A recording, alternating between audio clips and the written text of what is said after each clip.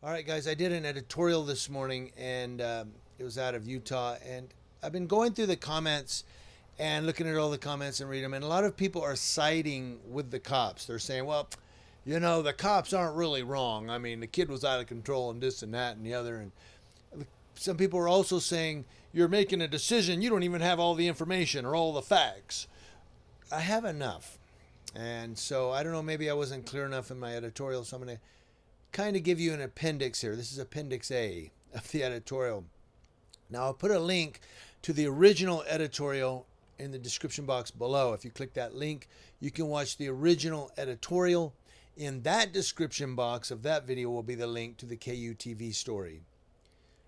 Now, looking at this, the first thing is that the mother said my kid was unarmed. The police sergeant even said he believes they found no weapon. He goes, I'm not sure if he was armed or not, but we found no weapon.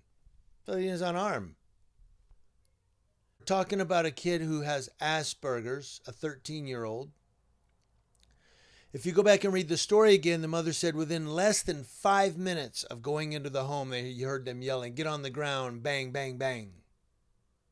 Less than 5 minutes. So I doubt they even tried to talk to the kid. 5 minutes?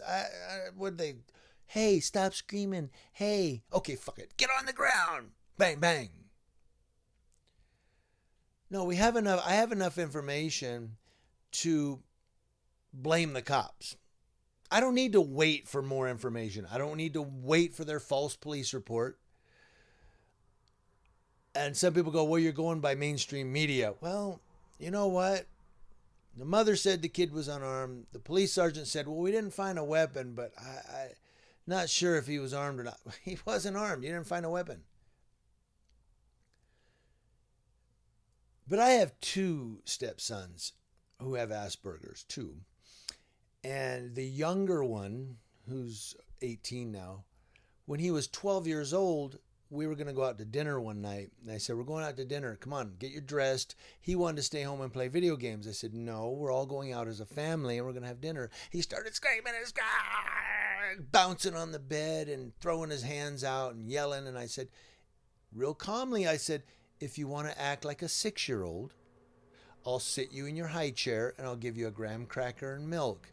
But if you want to act like a 12-year-old, you're not staying home to play video games. You're going out with the family to have dinner. Get dressed, get your phone, and let's go to dinner. Because he always carries his phone everywhere. Kids with Asperger's love electronics, the phone, the computer, the PS4, whatever. So Xbox, kids with Asperger's love electronic stuff and high tech. But social media devices. But so I did that, and he's still like, no, I'm not going when we left. And I told my wife, get your stuff. Let's get ready to go. He's going to get dressed. She's like, no, he could stay. I said, no, he's going with us. I said, you're going with us. I came back 5 minutes later. He was dressed and had his phone. And I said, are you ready? He goes, mm-hmm. And he went to dinner with us and had a great time. And he laughed and we talked. And he played on his phone the whole time. That's what they do. But kids with Asperger's. But he had fun. My point is, I am experienced with teenagers with Asperger's, and going into a home, it's going to take sometimes more than 5 minutes. You don't just start yelling, get on the ground, because it's teenagers with Asperger's don't have all the time irregular cognitive thinking like normal kids or like we do. Kids with Asperger's, they don't think straight all the time. They get rattled easily. If they start getting rattled, they start screaming. The same stepson, he was at school and he had a Lego, and the teacher said, I thought you told you to put that Lego down. And he grabbed his hand, and my son just flipped out and punched the teacher, and the teacher said, that's an assault. Well, the teacher grabbed his arm. But anyway, the school board, my wife had to go to a meeting, and as the stepfather, I went with her. And they said, you know, if he ever hits a teacher again, he'll be going to jail. I said, if a teacher ever lays his hand on my stepson again, he'll be going to jail. How about that? Touche. And they never said another ill word about my stepson at that school, at that particular meeting. But I told him, I said, your teacher doesn't know how to deal with autistic children, does he? Um, so these cops, I have enough information just from the story KUTV did. I have enough information to know that these cops more than likely did not handle it correctly. And when I say more than likely, they should have been in there longer than 5 minutes before she heard them. Actually, I was going to say before she heard them yelling, get on the ground. They should have never even yelled, get on the ground. You don't yell at kids with Asperger's. That just, you know, my older stepson with Asperger's, he was going off on his mom one day, just freaking going off. And I told him, no, you're not going to do that. And he tried to close the bedroom door, and I'm 300, not 300, I'm not that big. I'm 230 pounds. And I banged it with my shoulder and pushed it open. And he sat on the bed and stared at me. And I said, look, you hurt your mom. You hit her with a bag. It had a jar in it. He swung a trash bag. I said, you can't be doing that, man. I know you love your mom, but you're not going to hurt her. So stop this. And he started crying. And I said, all right, calm down. And all of a sudden he stopped yelling. He stopped screaming. He stopped getting upset, and he calmed down. My point is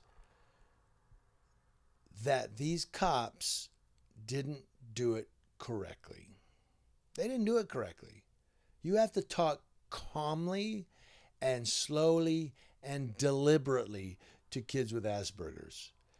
Going off and yelling at them, all that does, you ever see Rain Man? When he's banging his head, he's banging his head. That's what kids with Asperger's do when you start yelling at them. They get disoriented. They don't know what to do. When my kid was in public school, my younger one, I took him out and put him in online homeschooling, and he started getting A's, straight A's. But in public school, the teacher, because they don't pay attention sometimes, they get distracted. And one of his math teachers would go, now you're not listening.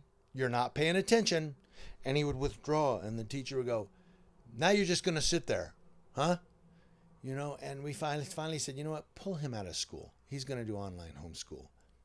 And he graduated. But my point is, they get withdrawn real quick. And if they're angry, yelling at them just intensifies that. You have to talk calm and slow and deliberate and say, look, you're not going to do this. Do you understand me? Do you understand me?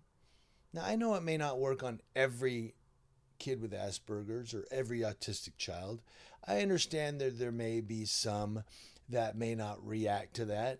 But the experience I've had, even at work, I've had kids we've had autistic children come into our office, talk very calmly. Hey, are you okay? Are you okay?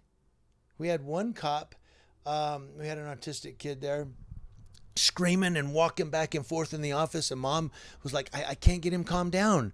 And this cop walked over and started tapping his badge, and the kid looked and he goes, shiny.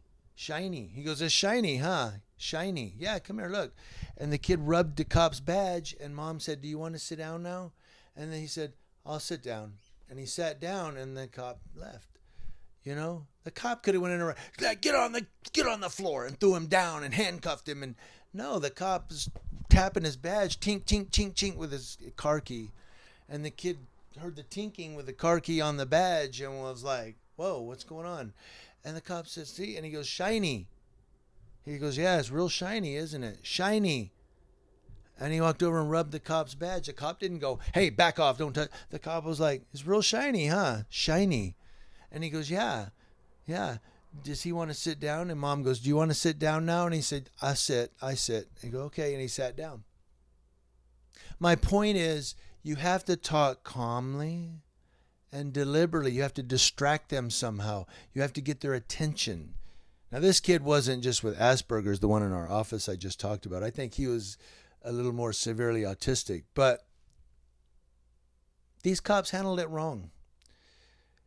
You're not going to change my mind on that. I don't need any more information than what we have. I have enough information to at least draw the conclusion that they did not handle it correctly nor properly.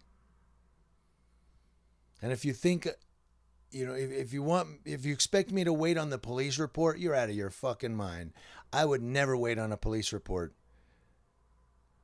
to draw a conclusion of an incident.